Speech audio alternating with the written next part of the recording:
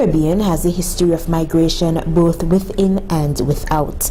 In fact, it is safe to say that the Caribbean civilization has its basis on the movement of peoples, be it coerced or voluntary. St. Vincent and the Grenadines in particular has a vibrant history of movement. From the early settlement of the indigenous peoples to African slavery to indentureship, this country is characterized by the movement of people. As recent as the early 1970s, Vincentians began heading north, migrating to the United States and Canada. Today, there are large populations of Vincentians in the American states of New York, Philadelphia, Florida, in the United Kingdom, in High Wycombe, and in Canada, in Toronto. The Regional Integration and Diaspora Unit in the Prime Minister's Office, in collaboration with the International Organization for Migration, is conducting a diaspora mapping project. Now, what this project seeks to do is to collect data on how many Vincentians are within the diaspora and what skills they possess. This is integral information as we seek to have the diaspora actively engaged in the development agenda of St. Vincent and the Grenadines beyond the traditional route of remittances. Now, St. Vincent and the Grenadines is not the first country to embark on such a venture. Other Caribbean territories, notably Jamaica and Guyana, have had similar projects. People might be reluctant to give information because there's the issue of people's immigration status in certain countries. But as Deputy Director of the Regional Integration and Diaspora Unit, Maxwell Childs, explains, this will not be an issue. Your information will be held in the strictest confidence. It would not be used for any other purpose other than for which it is stated. We would not give any other organization this information, so you have nothing to be fearful about. This is a project that was run in other islands, for example, Jamaica and in Guyana. And so far, I think they have been successful, and there's no reason why we cannot be successful at this also. Was it really necessary to have the project? Wouldn't the consulates and missions in these countries have information on the diaspora? It was always the aim and objective of us here in St. Vincent as a government or other organizations to get information about our people who are in distant lands, their skills, their abilities, and so on. But by and large, this has been unsuccessful. But we came up with a plan about 2 years ago where we sought the help of the IOM, the International Organization for Migration.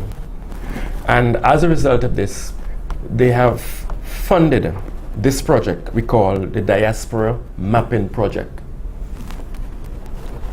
It's a project where you, as Vincentians, can register online by simply filling out a form online. And we get information such as your educational background, your skills, and we are hoping to put this into a database so that we can know the type of persons we have in the diaspora. Some people are a little skeptical, and the form is such that you do not have to state your name necessarily. Just give us the information and we are going to work with that. But how effective is this kind of mapping project, and can it really yield results? It is important in that we here in St. Vincent would get to know not necessarily the population of the diaspora, but we'll get to know the skill sets, educational background, and we can use this information to develop our state here in St. Vincent and the Grenadines. Well, this will take us into the idea of phase 2 of the project. Now, when we would have gotten our information about our people in distant lands, their skills, their ability, their education background, their willingness to help, we would carry out another survey here in St. Vincent, and we would find out our needs, and we would now be able to match the skills that we have in the diaspora to the needs of St. Vincent and the Grenadines all in the name of national development. The Diaspora Mapping Project would also help to bolster other initiatives by the department, including the Adopt a Community campaign, where people in the diaspora can contribute to developmental and sustainable projects in communities. The diaspora is doing quite a lot, and they do this perhaps every month. But what we want really is to have it more targeted.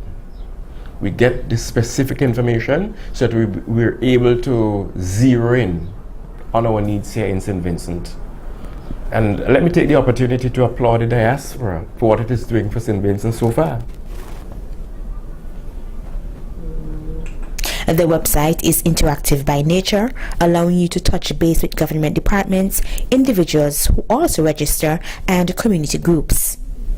Well, just to say that we have launched the mapping project in the United States, in New York, and we have launched it also in London. But let me say here that some people are interested but yet reluctant. So I want to take this opportunity to urge you to register now. Do it quickly so that we can have better development, more targeted help and assistance to St. Vincent and the Grenadines. And it also affords you the opportunity as a diaspora to interact among yourselves. You would be able also to get direct access to certain ministries in St. Vincent, where you can ask questions. You get access to investors here and among yourselves.